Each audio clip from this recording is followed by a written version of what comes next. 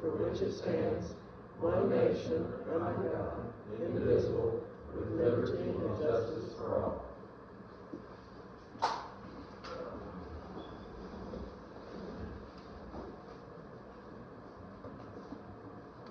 Okay, we got roll call.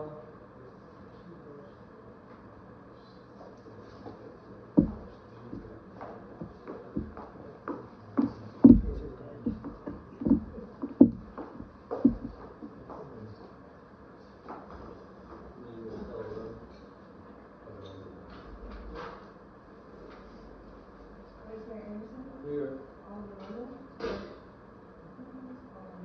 Here.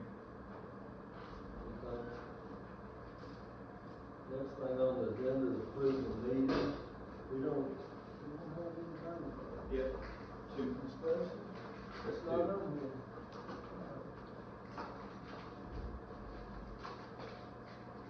The next thing, we're gonna, approve the meeting for November the 18th, at the regular meeting. Everybody look at those. Make a motion to approve the review. Okay. Call roll, please. Yes. Yes. Okay. Next thing is people signing to speak. We have, two that have signed in, so Donna Doris, you're first. Yeah, we try to end it 3 minutes, please. You want me to speak now? Yes, ma'am. Where you want me to sit? Where you like? Or you can sit up. To me, that needs to be over there. Or you can sit down. Just let you help me, I'm gonna go.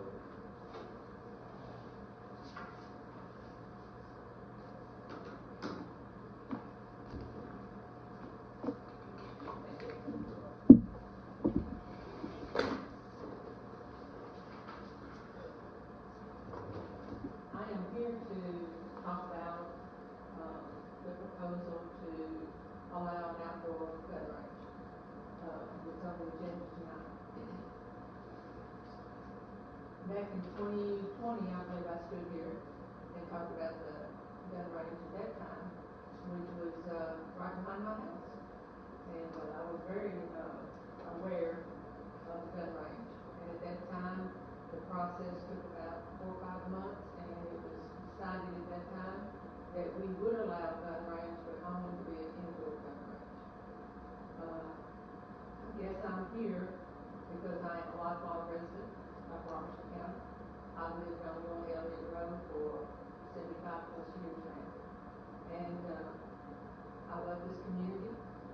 I don't understand, I understand the lawyer side, I do, there are two sides to every story. But why are we giving in my opinion, a loophole to the situation? Because a year from now, I could be standing here again saying, well, you know, we have an exception and we want to change zoning, which would allow gun range perhaps to be in the place that it originally was slated to be, and still there. I have no argument, people in Crook County can shoot all they want to. I have a gun, if I want to go out my yard and shoot, that's my right, that's everybody's right. But to say that we are, keeping someone's, right according to the Second Amendment, I do not see that or understand that. I get sick, but we don't have a hospital in Crook County, so should we have a hospital in Crook County? Because I want to go here. If anyone wants to go to an outdoor gun range, there's facilities that they can attend. Why are we obligated as a community to provide an outdoor gun range? I know in Robertson County, in White House, in Greenbrier, there have been proposals for outdoor gun ranges and they have been voted down. Possibly they do not have a lawsuit or someone pending to do a lawsuit. Maybe the case here in Crook County. But if we know the outcome of the court judgment, why do we have court? I believe that we have a good argument if that was to come to pass. The necessity of a gun range in Crook County would, and I know I've heard, well, nobody wants to build one right now. But if you allow it, a eventually someone may. And the people on York Road, I don't know how they would feel about that. I know how I felt about it. I know the guidelines that were set forward in the ordinance, at that time was supposed to be fulfilled. One of those was they were supposed to contact the people in the surrounding area that backed up to it. I never was notified. So, you know, you can put things on paper, but will we follow them? So, I guess my argument is, why do we need to do this? Because I have a feeling that there's more going on here than meets the eye. And to me, it's just a crack in the door for someone to come along and ask for an exception again. So, Thank you for your comments. Well taken. Mr. Covington, or you next, sir? How y'all doing? I don't know if I know everybody in the table. Tim Mason. Tim, Candace, I thought you were on the phone right there. Randall and Jeff's not here tonight. I know Johnny, I know about everybody else here. 23-year resident here in Cooktown. I concur with everything she said about the community. We've done our due diligence in 2017, battling a outdoor gun range that the zoning request had come through, and he didn't meet the requirements. After he didn't meet the requirements, and we had the sentiment of the community with about 160 plus signature petition that we put forward. And this room was full of the community. Robert Dale, you was there. The history of that meeting and where we are today, I don't understand why that we listened to legal counsel before now that carried us down the road to saying we need an ordinance. We got an ordinance, voted in. We hadn't offended anybody with a Second Amendment right, and that's what I understand that we're here today with the thought that it's a possibility of a Second Amendment right. And no disrespect out of your arbitrary efforts, so don't take that wrong. But I know in talking back and forth, what ifs is behind closed doors. I just know that there was a lot of effort put forth to do this thing where it's at. The sentiment of the community is where it's at. And me not being a good neighbor would say, you know, it don't matter to me, that's up there. But guess what? It is. It's our community. That's our neighbors on York Road. That's our neighbors over there on them other roads, just like what backs up over here to where I'm at. And out of that, to bring everybody up to speed on the history of this, we had an ordinance, done everything, done our due diligence, but we didn't enforce it. We went for about 3 years there of not enforcing it. We had a mayor that was here, another administration that come through, and whatever that agreement was, he let it run wide open. Over there, you know that well as I do, Sam Childs. We turned right around and through legal counsel, looking at what we needed to do as a community towards the city to enforce an ordinance in the zoning in which we had blatant disrespect. One is, you built a range anyway without the zoning. You operated the business that you operated there that was without the zoning. And it's the same thing as saying, I'm not a good neighbor when you've done that. Everybody here. I don't know why now, during all of this, we're back to square root one to saying that we didn't do our due diligence when I know we did for the legal counsel that we had then. I don't understand what the thought of even going down this rabbit hole of even asking for an outdoor gun range when we have an ordinance here in the city that has given everybody the opportunity, if they want to build an indoor gun range, they can do that in the city. Somebody smarter than me is going to have to explain it to me. Well, that's constitutional law. You may be an expert on constitutional law. I don't. I know that's a gray area. But I also know this. The reason why that we're even in this right now is because we have a guy that didn't even follow the own ordinance. He done everything wrong, even after we done our ordinance, even after we done our zoning.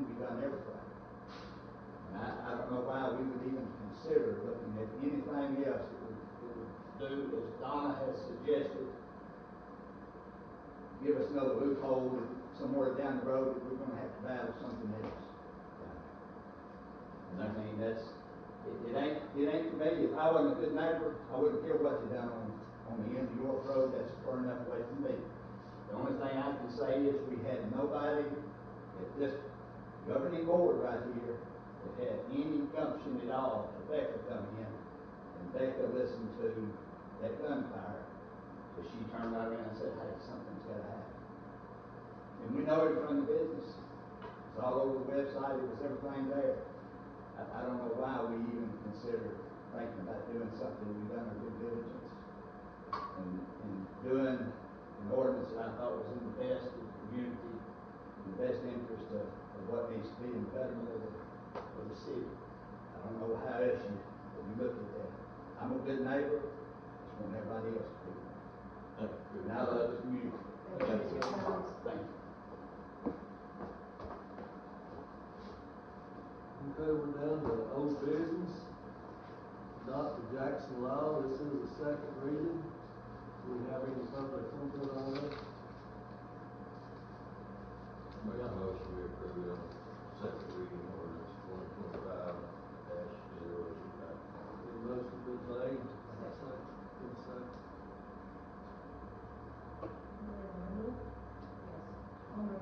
Yes. Yes. All right, amend ordinance 2015-006 for shooting range, indoor to outdoor. Zoning ordinance, 2020, 5051, table 5A, 8030, and 8070. This is the second reading on this ordinance. Make a motion we table it till next month when we full board.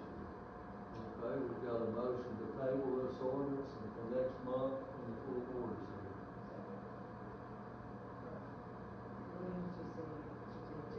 Table.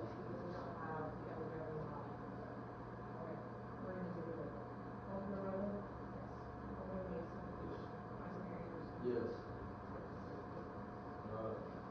Well, this will be if they want to bring it up next month, they can. If they never want to bring it up, I don't guess it'll be brought up with it. Doesn't have to say, does it? I think if I table it till next month, which was the motion, means it goes back on the agenda next month for discussion. The comments that you do. If y'all would speak up, I can't hear what you're saying. And of course, so you know, this meeting is recorded, so that means that Mayor Smith and Alderman Hayes can go back and listen to public comment and your Oh, I'll do comments that. as well. So I'm just letting you know that way you're going to be heard, so that you Thank can you. go back and listen to that. Thank y'all for coming. Thank you. And so why was the reason we tabled it for further discussion? We don't have the mayor here The or mayor the or alderman. Alderman Hayes. We'd like to have a full board here to vote on it and to have a more discussion. Can I ask a question, Mr. General, while we're on this, and I know it's tabled for next month. Why is this even an issue? Where is this through arbitration efforts? I guess I'm addressing the term. Well, I'll be glad to speak to that. I'm Marshall Albritton, I'm the town attorney. There are two other lawyers that are defending the town because they were retained by public entity partners. So I filed the lawsuit on behalf of the town against the Barnetts for running, and that case is still pending. The Barnetts filed a lawsuit against the town, so that's called a counterclaim. So they filed the lawsuit back and said, you're violating my rights. When that happened, that claim against the city was tendered to your insurance carrier, Public Entity Partners, pursuant to the policy that the town has with that group. And then they assigned the defense of that lawsuit to a firm that then defends the city. So you got three lawyers representing you. I'm the one charging after the Barnetts. Right. And then you've got Casey Crane and Kristen Barexa of the firm of Farrer. Yeah, there shouldn't be any charging at all. It just needs to go sort of like They're defending the town from that lawsuit. Yes. And so the lawsuit is still ongoing, and through the pendency of this lawsuit, the PEP lawyers felt like this was something that should be considered by the town, okay? And so there's a lot of legal strategy that's involved in this, and that's all that I could say. No, we went to mediation, and it didn't work. It didn't work. He asked, and I'll just be frank with you, he asked for the moon. Yeah. He asked for the moon, and then the moon. And so there was no making it work out with it. It just really wasn't. So we're still in court. I hope that we will have Judge Dean decide on this case. When, I don't know, but I'm hoping we need to do a few more things related to the case. But I will say that this is a suggestion made by the PEP lawyers to help in the defense of the town and not to aid the Barnetts. That's the intent of it. Okay? A person might see it differently, I think as both of you said. Well, don't. But that's the purpose of it. So, but those lawyers are representing the insurance company that we have a policy with. no, they're representing you. I know, so they don't represent the insurance company. In fact, I'll just say here publicly that they are hired to defend you, but the insurance company has reserved its rights to pay any damages, which means they won't be paying any damages. So the insurance company isn't going to be out any money, whichever way this goes. If a judgment is rendered against the town would pay that judgment. So an insurance company has, and when you get an insurance policy like with your auto insurance, there are two things an insurance carrier says to you when you have a policy with them. Number one, we'll defend you if you're sued. That's the duty to defend. If somebody sues you, we're going to defend you. Number two, we will indemnify you. That means they're going to pay money on your behalf.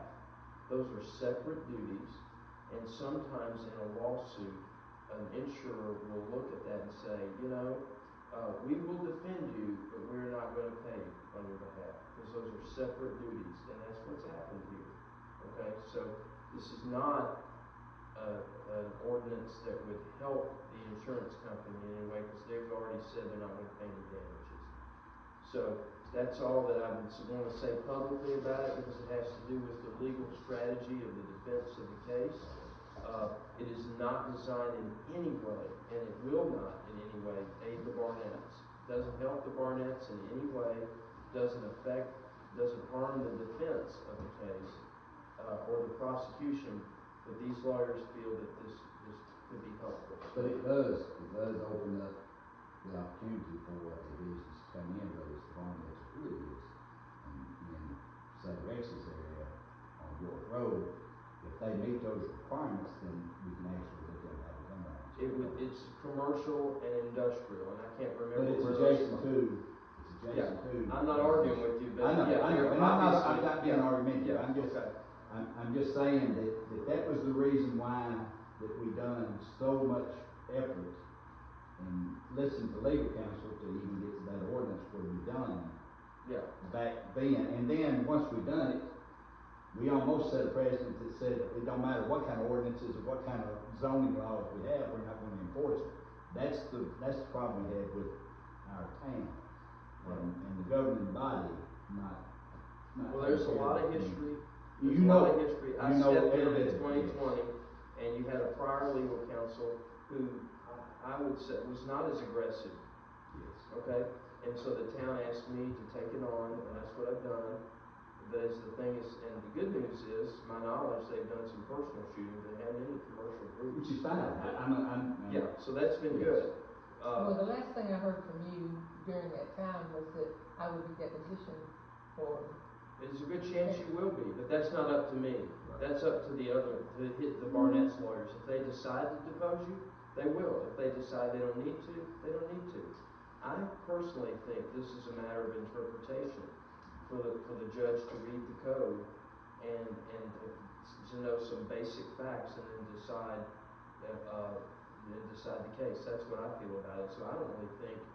I think you'd make a great witness, but I don't think your deposition is necessary. And so that's probably what I think. I mean, but I don't want the city to set a precedent saying that we're not going to enforce zoning. Oh, of course not. Yeah, of course not. No. That's what we got to do. I mean, that's the reason I live in a town. Now we have an effort here to undo all of that. And there's been an ongoing effort to do that.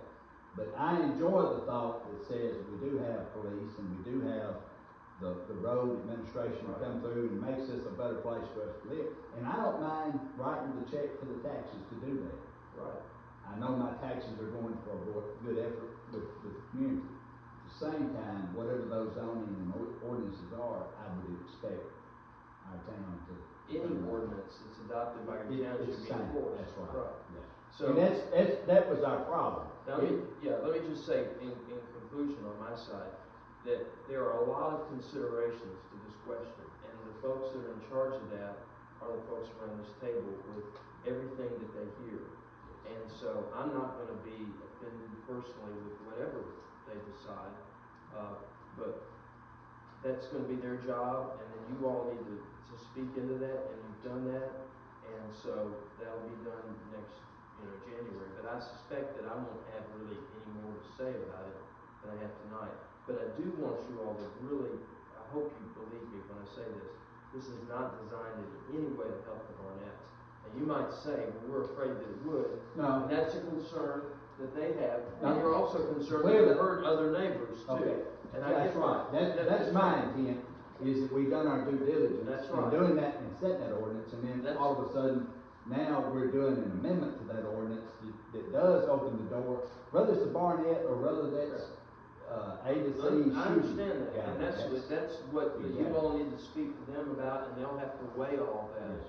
So, I'm concerned about that, but that's not the question that I've been hired to work on. So I'm only working on a certain limited legal question, and then the overall other issues that you've got about, well, commercial, industrial, you got adjoining neighbors, what about those guys?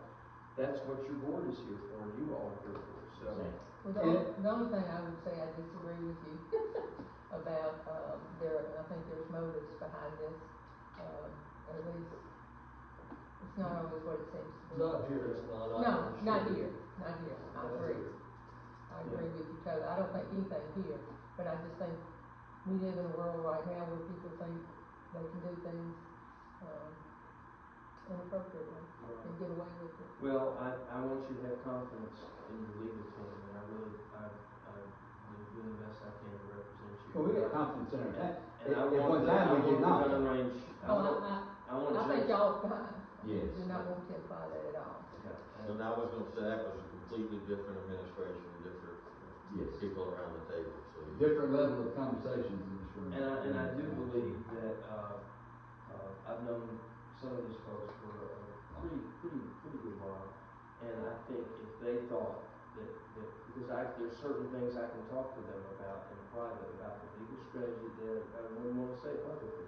And I think if they thought that we were doing something to try to hurt the town or had some, that they would terminate it for that. And so you all should have confidence that they have confidence in me. But they may not vote to adopt it, but I don't think they have any belief that your legal team is over here trying to work some kind of angle. I know it may appear that way to you, but I think the folks that have the most knowledge about that could tell you that isn't the case here. We just want what's best for the community. That's our whole intent. And That's exactly right. This is our town. I just want to continue being a nice place to live. Yes, That's something. Anything that comes into our community, we want it to be a quality. And that's our Totally. And y'all's comments were heard and very well taken, and we appreciate Thank you you. making those. Thank you. And I hope you have a great Christmas, and I'd love to stay and hear the rest, but, oh yeah, I don't want to, great to see you, have a great Christmas. Great to see you. Thank you, Mark. You're welcome. Okay, It's good to see you. Until next I'm month. the city attorney for Forest Hills, and one of the commissioners is, Scott Price, and his wife is Ann Hutchison. You remember her from Hillsborough High School? Yes, Did you play against her? yes, they beat us by 2 points in the regional tournament. Yeah, She went on to be a tennis player. That's right, she did. And she had the NIL scoring record, And she was really tall. and, but she only played 3 years and got that record, and her record was recently beaten, but it was by somebody who played 4 years. It's a small world, isn't it? See ya. Thank you. Okay, thank y'all. We're down to new business. Excuse me. I sure can't pronounce that first name. I can't hear No, you. it was that gentleman sitting here that came in late. I have no idea.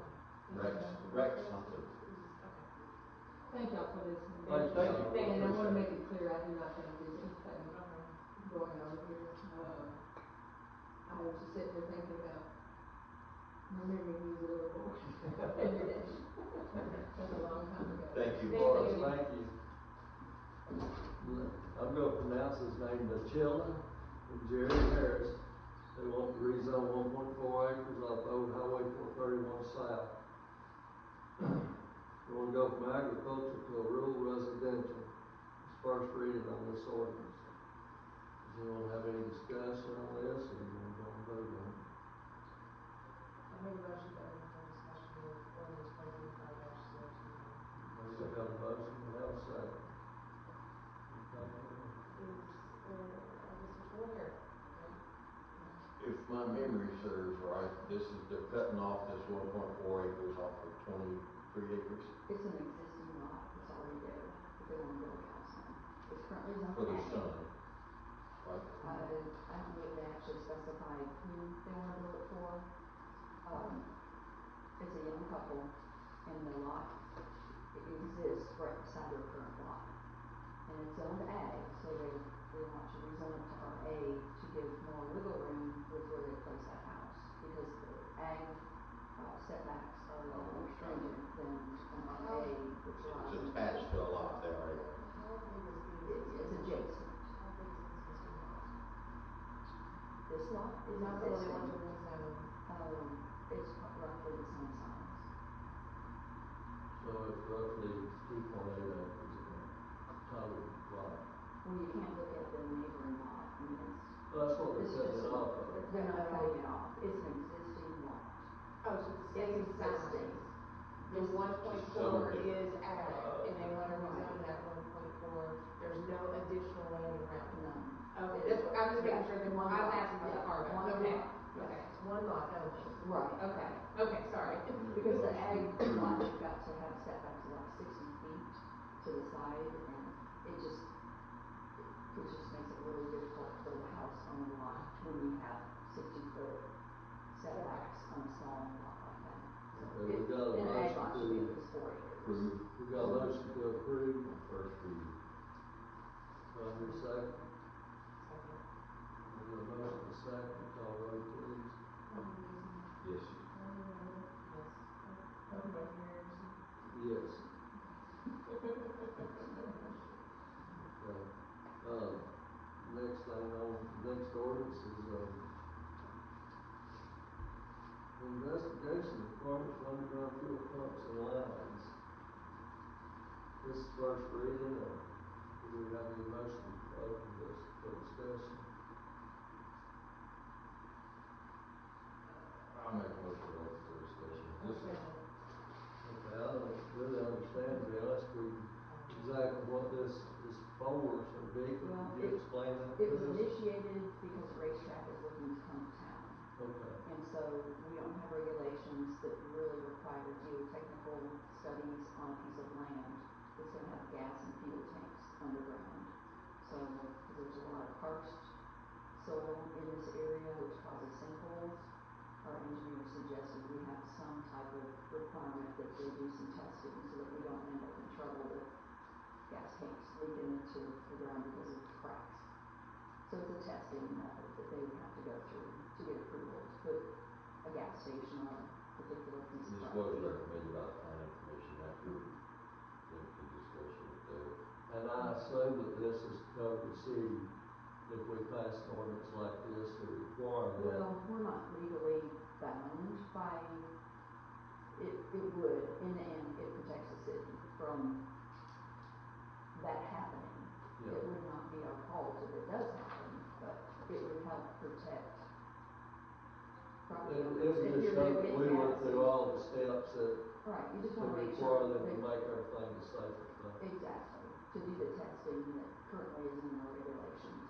Okay. Thank you. Well, that begs your question of what we did with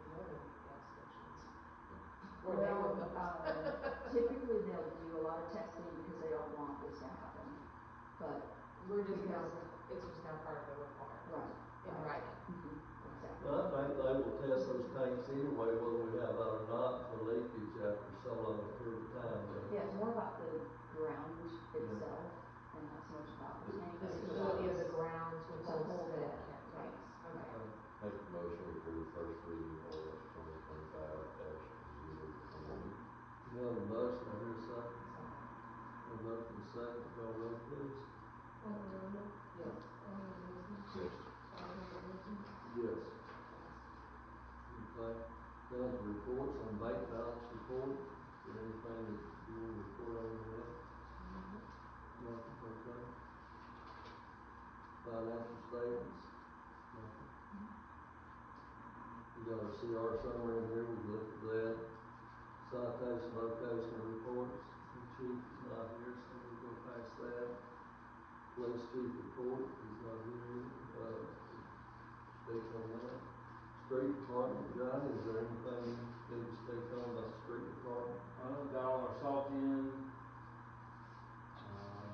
F-350 got outfitted last month. Our cloud and salt spreader. That's really about it. Okay. We're prepared right now for the winter. As much as you can humanly be. Okay, thank you. Alright, Pleasant Volunteer Fire Department report, it's also in here, if anyone wants to look over that, or if you want to discuss anything on it now, we can.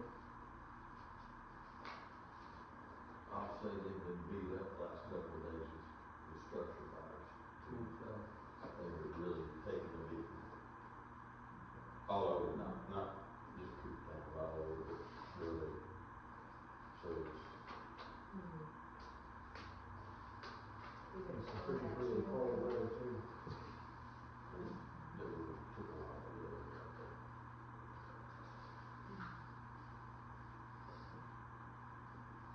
I should see the beat.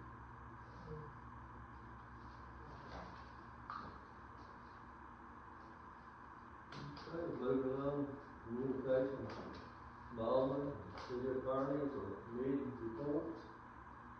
None seen. Okay, well, comments from the mayor, and I don't have anything to comment on, other than I appreciate everybody being here tonight. Make the motion, we adjourn. Second. All in favor, say aye.